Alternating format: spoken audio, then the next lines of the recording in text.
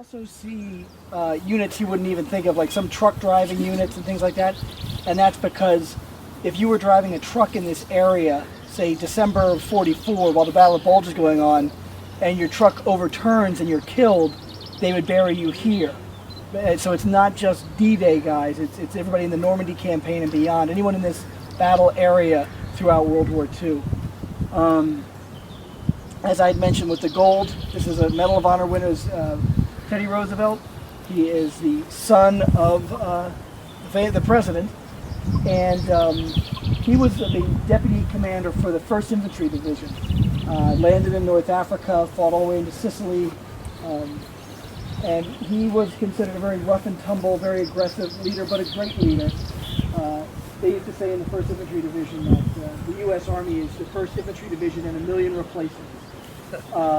This kind of became a bit of a spur under Patton and Bradley's saddle, that they were taking themselves so seriously. They were very hard fighters in the 1st Infantry, but Terry Allen and the commander and Roosevelt kind of let the guys run wild when they got off the battlefield, and they'd tear up a lot of bars and things like that. So the discipline was so poor, they fired both the guys. They gave Terry Allen the command of the 104th and gave Roosevelt the deputy assistant job for the 4th Infantry. And he really pushed to land with the troops. He argued with a lot of commanders, saying that I feel that my presence on the beach can make a difference on D-Day. And so he finally talked him into letting him go ashore, which he did with a pistol in his pocket and a cane were his 2 weapons. He came up on shore, saw confusion, kind of with organizing guys forward. When they realized they had landed on the wrong beaches, he decided that they had pushed inland far enough to establish a strong enough bridgehead, and that if they tried to withdraw and land on the correct beaches, it just wouldn't be worth the mess. So he basically makes the call on the beaches and we'll start the war right here. And that becomes sort of a rallying cry in a very famous place in D-Day.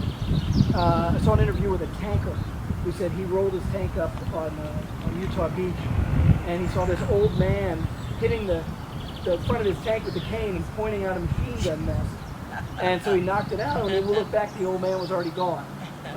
Roosevelt had a Jeep that he had painted the words Rough Rider on, in tribute to his father in San Juan Hill. So, you know, it really was for those actions, his individual actions on D-Day, not one particular incident, but just his presence that whole day leading the troops that earned him the Medal of Honor. Not just that, it also earned him command of a division. The 90th Division was kind of a hard luck division, and they were talking about disbanding it, but they said if we could get a really good, strong leader to command it, he could turn it around. Eisenhower had signed off on the order, and that night, Roosevelt's son, who was with the 1st Infantry Division, came and visited Roosevelt in his command headquarters, and he left that night, and that was the night that Teddy Roosevelt died. He was buried in a temporary cemetery here. He was moved to this one. They made this one cemetery, and as a special honor to him, they reburied his brother, Quentin, who was killed in World War I, right next to him. So here they lie together.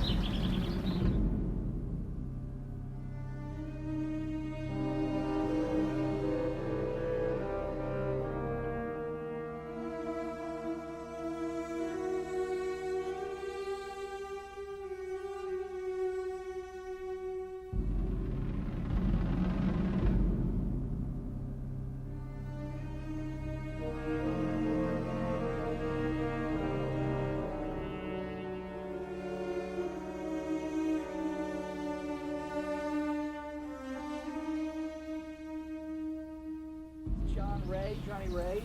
I'm sure we're all familiar with the story of Private Steele landing on the church tower in St. Mary-Glees. Tell it again. Well, Private Steele came down on the church tower at St. Mary-Glees. It's caught up in the roof of it. I don't want to call it red buttons, but you know, that's the guy who portrayed him. Well, on the other side of the church was another soldier named Russell. And they saw that below them a German came running out with red hair, and that's when Johnny Ray landed, and the German immediately turned and shot Johnny Ray in the belly. And as Johnny Ray went down, he saw that the German was pointing the rifle up to the guys in the church tower, and so he pulled out a pistol and shot the German, and they both died at the same time. That's the well-known story. Russell and Steele would come to visit his grave. And they said that they used to love gambling together, but Johnny Ray always won and they always owed him money. And so whenever they came to visit, they would drop coins in the back of the cross, and you can see them right there. So I wanted you to know the sort of the behind-the-scenes story behind the famous story. The Steele was the Red Buttons character. Right. And that was always sort of a sore point. That Russell was forgotten and Steele was remembered, but that's Hollywood. They can only, they always narrow it down to one. In the movie, Patton only slapped one soldier. Is that right? Yeah, he really slapped two.